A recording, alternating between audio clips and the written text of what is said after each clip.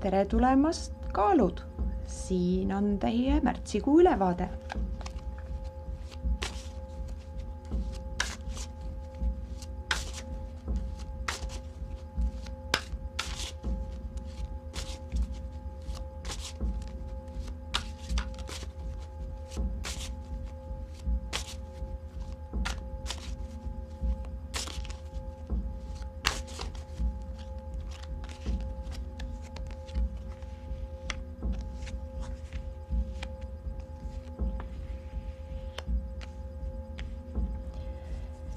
No nii, kaalud.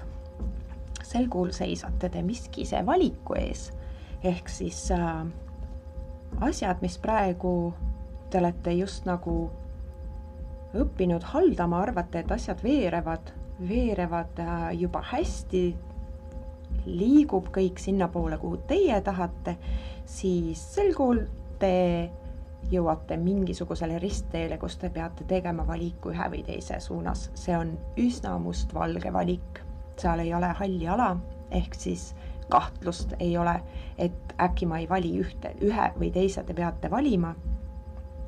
Kuulake oma sisetunnet. Ärge mingil juhul otsustage seda valikut tehes kellegi teise vajadustest, arvamustest või nii-öelda nägemusest, kuidas teie peaksite oma elu elama. Siinkohal ongi, te peate nüüd võtma enda eest nii-öelda selle seisukoha. Mida te tahate täpselt saavutada ja kumma tee te valite? Üks või teine tee. Kumbki ei ole vale.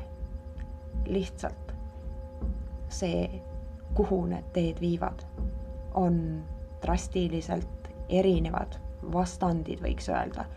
Ja seetõttu tekib teil nii-öelda kaaluta olek, mida on omakorda vaja kaaluda. Ärge seekord palun lihtsalt seiske ja mõelge või et ma veel kaalun, ma veel ootan. Üsna kiiresti on vaja see otsus ära teha. Tehke seda läbi enda hinge, enda vajaduste. Ja alati arvestades, et samas ka kellelegi teisele liiga ei tee. Teie nii-öelda teekond on teid toonud tegelikult väga imelisse punkti.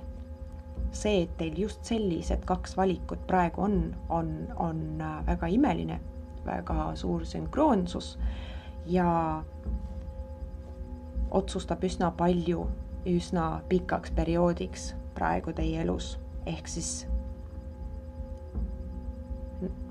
ma ei taha stressi tekitada, aga